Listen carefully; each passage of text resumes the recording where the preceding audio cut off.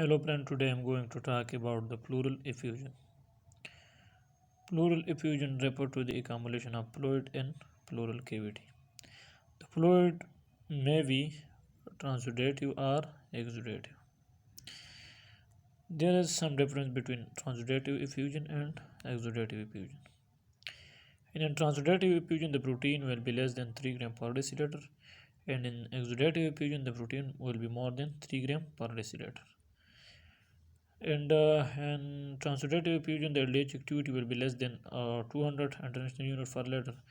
And in exudative effusion, the LDH activity will be more than 200 international units per liter. The causes of transudative effusion will be heart failure, nephrotic syndrome, constructive pericarditis.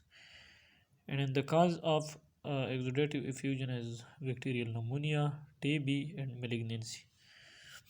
And clinical finding of pleural effusion, and in symptom there will be dyspnea, cough, and shortness of breath. And in sign, decrease or inaudible breath sound, dull sound on percussion, and mediastinal shift when greater than 1000 milliliter.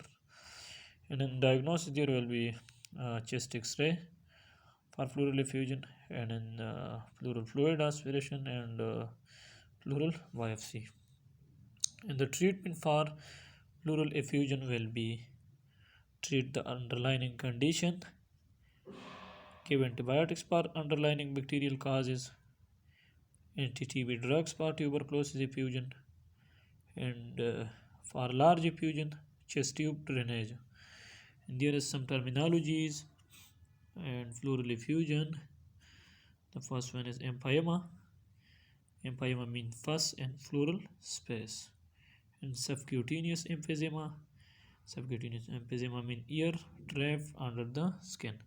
Thank you for watching. For more medical lecture and tricks, subscribe to my channel and like the videos.